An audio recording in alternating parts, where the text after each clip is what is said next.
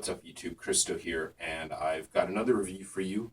Number 7 in my top 10 niche for spring 2016. That's quite a mouthful to get down there, but I got it. Obviously, today I'm going to be looking at Serge Lutens' Majeste La Rose. Now, this is a really simple rose-based fragrance to me, but what makes it stand out is kind of what supports the main rose notes. Basically, you get rose, but you get a lot of greenness. So it's almost to me like green rose leaves, not necessarily the petals. There's definitely rose petals in here, but it's very greenness to it. Also, I get a little tiny bit of honey, some citrus, and a little tiny drop of clove. Not too much clove. I really dislike clove notes, but this doesn't bother me. So don't worry if you're not a fan either. Now, what does this remind me of? It reminds me of some kind of like vegetarian's, like weird vegetarian smoothie or something. Like if you were to go into like some trendy vegetarian or vegan smoothie restaurant or shop or whatever you call them and order like a $12 smoothie, and they were to have something labeled as a rose smoothie, that's what this reminds me of. It just reminds me of someone taking a whole bunch of roses, like full roses, stem, thorns, leaves, petals, and all, putting them into a blender, squeezing a bit of yellow citrus into it, then taking a little drop of honey and some cloves for spice, blending it up, and that's what it smells like to me. It's just this really unique combination of every part of the rose with a little bit of sweetness, a little bit of citrus, a little bit of spiciness to it. I've actually mentioned this before on my channel in my 5 great rose scents in 10 minutes, and I actually told this little story. What happened basically, what brought me to this, I was starting to get more and more into rose fragrances. This one was on my radar for a while because I've been a very big fan of Serge Lutens. One of the first few niche perfumes I ever bought were from Serge Lutens. And I ended up buying a whole bunch of stuff online for a big sale. And I got this, and I was kind of on the fence about it just from reading some of the reviews, and I got it. And my first thoughts were actually like, oh, you know what, that's a bit too feminine for me, not really my thing. I'll kind of unknowingly pass it off to my wife as a gift and keep the other ones for me so I don't look too selfish. And she was just kind of like, oh yeah, it's all right. She'll just kind of buy whatever I have, or wear whatever I have, I should say, on the shelf. She's not overly picky like I am. But I ended up just kind of wearing it now and again and started to really enjoy it. And now I've probably gone through, I don't know, I'd say a good 10 mil of it by now. But yeah, just kind of funny because my taste has totally changed towards it. I never hated it, but I was like, yeah, I don't think I could wear that. But now, totally loving it. Now, performance on this one, it's pretty good. For a green, fresh rose, it's pretty substantial, but I kind of expect that from the Serge Lutens house.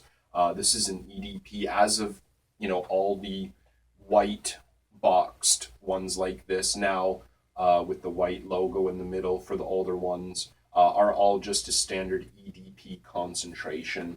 And I have very, very few complaints about projection and longevity with any Serge Lutens. And this one is very good for such a fresh, clean, kind of citrusy rose fragrance. I get easily, like no problem, 8 hours, probably 10 or more, easily sometimes. Projection, pretty good. It's not a nuclear holocaust or anything. It's not like an atomic bomb. But, again, for like kind of a light, soft, citrusy green rose, it's pretty decent, I would say. So both, I would say, are above average for a spring fragrance. In terms of gender, I definitely would say this does lean a bit more feminine, just with like the kind of green rose, some honey, citrus, a little bit. I would still say it's pretty straight down the line, but a little bit femme. Be sure to check it out. It's definitely not a typical like powdery, baby smelling rose.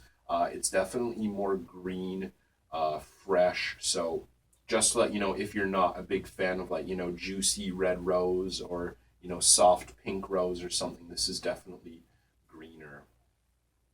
Occasion, I think this would be pretty much everything for spring, even going into summer.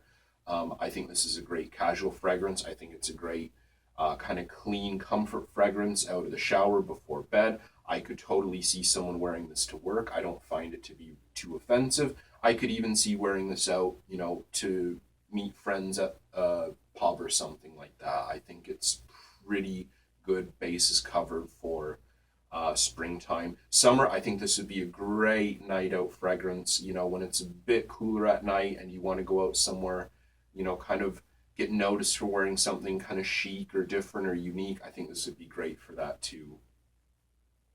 Now, pricing for this one, if you're paying retail for this, you're probably looking between 120 US up to about 140 US. In Canada, it's pretty much the same. I believe the standard EDP concentrations go for 140 Canadian dollars, which is a very good exchange rate. But unless you are really adamant about buying retail, basically the entire export series from Serge Lutens are available very heavily discounted online. If you're going to pay more than $100 for this at a discounter, I would say keep looking, because you can get these for like 75, 80 US dollars, and you can often get free shipping inside the continental US. So these can be had for very good prices. I've seen these as low as like 50 or 60 US dollars. Only one size on this one here, 50 mil. These rectangular bottles here are a standard 50 mil. Now, just something I want to mention about the export and non-export fragrances from Serge Lutens. If you're new to the fragrance world, if you're new to Serge Lutens, it might be kind of confusing thing. So basically what happens when a fragrance is going to be retired, instead of just completely discontinuing it, the Serge Lutens house will move it into a 75 beautiful bell jar and make them non-export, as we usually call them, which means they're only available at a couple boutiques around the world. And when I say a couple, I literally mean a couple. It's not like Tom Ford or Chanel or Dior, where you can only get their private line or their exclusive line at, select boutiques. Literally, I believe, last I've heard, you can only get the 75 ml bell jars in Paris and I believe Las Vegas. And they are very expensive compared to the price per mil of the 50 mil bottles.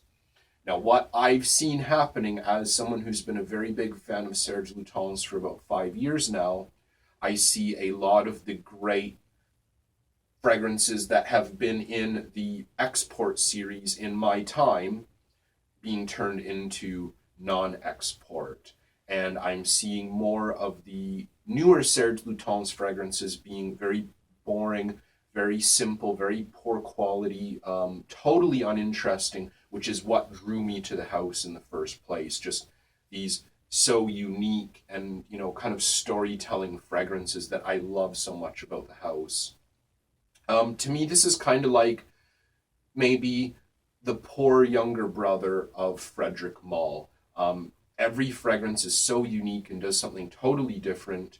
And they all have like little story and they have nice presentation. Now, the reason I say poor is because these are like a quarter of the price from Frederick Malle. And Frederick Malle does a very good job at keeping his fragrances, or, Estee Lauder's fragrances, non-discounted. Whereas this, they're everywhere. So yeah, it's unfortunate that I see this trend of all these really great Serge Lutens fragrances being made into non-export now. This one, as it stands, is still export. You can buy it pretty much anywhere in the world, very easily online. But who knows? They seem to axe them quite regularly as they release new fragrances. So, anyways, getting into the positives for this one, If you want some rose that's a little bit different, that's not just like your typical powdery rose or lush, jammy rose, look into this. It's a really great, clean, fresh, green rose fragrance, bit of citrus. I think it's a very unique blend. I've not really smelled anything like it. I've heard it compared to, what's it called?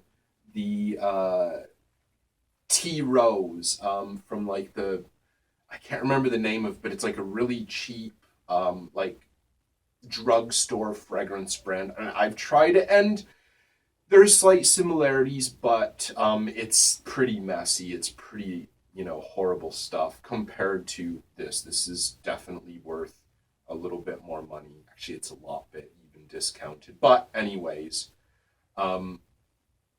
this just stomps all over tea rose. But yeah, I think it's very easily to access pretty much anywhere in the world. I bought this bottle while I was living in Indonesia, and I got it for like maybe $85 shipped, which is excellent. I think it's got really good performance for what it is. If I was expecting the same concoction from another house, I would probably have very minimal standards for projection longevity, but Serge Lutens EDP, it's really acceptable. Good unisex if you want something that'll work for you and your partner, and you can wear it pretty much anywhere during the spring and even get away with it in the summer. Great purchase, definitely. Negatives for this one, it might lean a little bit feminine for guys that want something or only something more masculine. I wouldn't say it's overly feminine, but it leans that way. If you're not into honey or clove or even the combination of citrus and rose, which I know some people do not like, be careful. It is very well made, really well done, but check it out first. There's really not much negative I can say about this. I think it's a really well-made fragrance, and overall, I'm really glad to have this. I'm kind of glad that I gave it, more wearings, because I definitely enjoy this so much now. I put this up with like, other high-end rose fragrances like Lyric and Un Rose, and I would say that this, can compete with them. Definitely, I think this kind of lives in their shadow a bit, but I think it can compete with them overall. Fantastic fragrance from Serge Lutens, so Majeste La Rose. So, pass it over to you. What do you think of this? Are you a fan, or is there something you dislike about it? Let us know, and stay tuned for my number 6. Thanks for watching, everyone.